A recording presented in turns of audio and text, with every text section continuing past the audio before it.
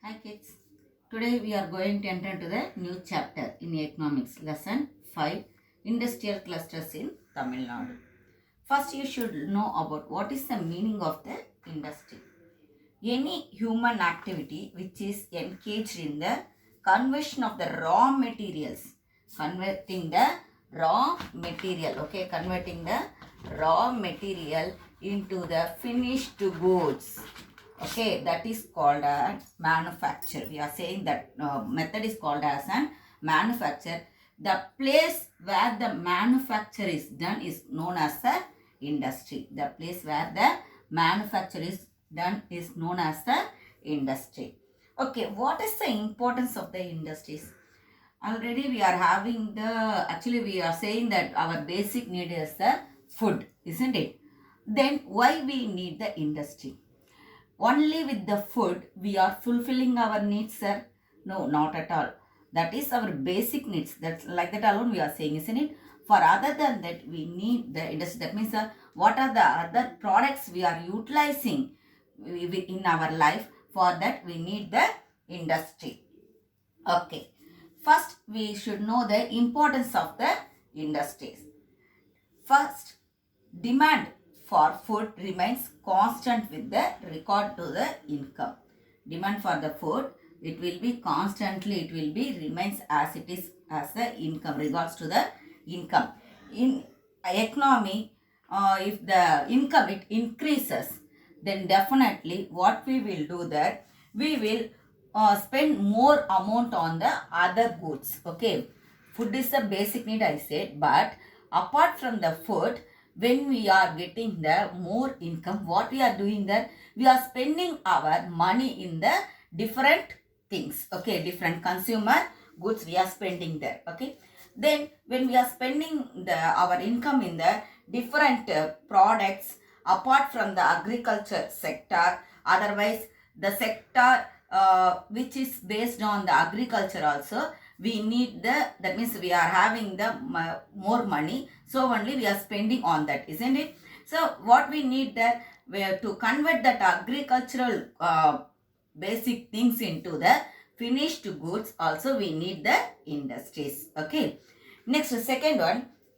the food is consumed to more, actually consumed is subject to more transformation, isn't it? Food products are taken over longer distance, processes and branded. Most probably the food products, what we are doing, we are transporting to the very distant places. When we need the food products, then we have to be preserved. That means when we are transforming the food products to the longer distance, it should be preserved, isn't it? It should be preserved. To preserve it also we need the industry alone. To preserve the food we need the industries. The prices farmers only get the limited money only. We need the industry, I am saying, to safeguard, that means to prevent the food, I said, isn't it? Then the farmers, what they are getting, they are getting only the very little bit of amount for their production, because what the other people they are saying, that means those who are transporting the goods to the distance place, what they are saying, it should be preserved. For that we are spending more money on that one. Okay, they are spending the more money to preserve it. So the farmers, they are getting only the little bit of the money. Whether it will be enough for the farmers, not at all. So definitely they need the another employment opportunity. For that industry is very, very important. Next, third one, the ability of agriculture to absorb labor due to the declining marginal productivity of land. Marginal productivity. Marginal production means what? One of the extra production. Okay, if in one land, that means in the 1 acre land, only we can able to give that 10 sacks of the rice, means if you want to give the 11 sack of rice, that means additionally when you are adding there to give the production, whether the land it will be as it is, it will give the, not at all, because in that 1 acre land only we can able to get the only the 10 sacks of the rice. If you want to get also, it is not possible. and also there is a lack of the labors also. So definitely what it will be done there, wages cannot increase to the labors. Wages also they can't able to increase to the labors to give them more production. Okay.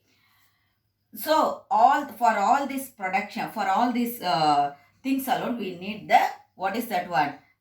Industries. We need the industries. Next we will move on to the benefits. What are the benefits the industries are giving to the economy of the country, to raise the economy of the country? Actually, we know that always when we are giving one of the production, it will be sold out not only in our country, it will be sold out in the other countries too, isn't it? Okay. It is essential to produce inputs to other producers in an economy. It is very, very essential to give the inputs to other producers in an economy. Agriculture requires inputs from industries. What are the things that need the agriculture people from the industries? Fertilizers and tractors, like the things they need from the industry. That means from the agriculture onwards, the agriculture, mining, for everything we need the industrial product. Okay. Second one, a market, it exists for both producers as well as for the consumer goods.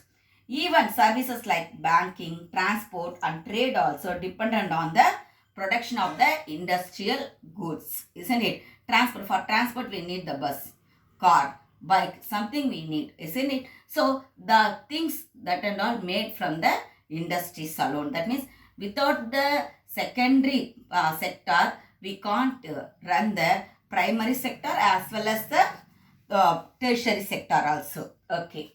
Next, by using modern methods of production, industries contribute to better productivity as well as lower cost of production and all goods produced.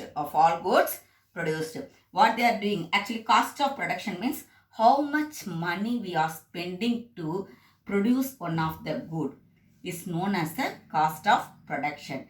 That means what the industries they are doing, they are that means they are decreasing the cost of production and increasing the profit as well as they are giving the more production by reducing the cost of production. Through the technology alone, we can able to reduce the cost of production.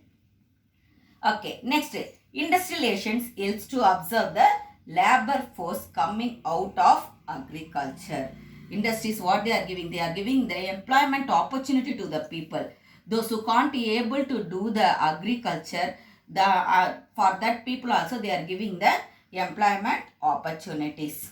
Okay, next, last one, fifth one, technological change. What it's doing there, it's giving the modern techniques. Technological change, it's giving the modern techniques.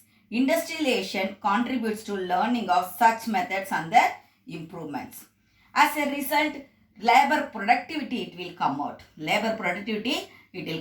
the labor productivity is coming out means output also it will be more there.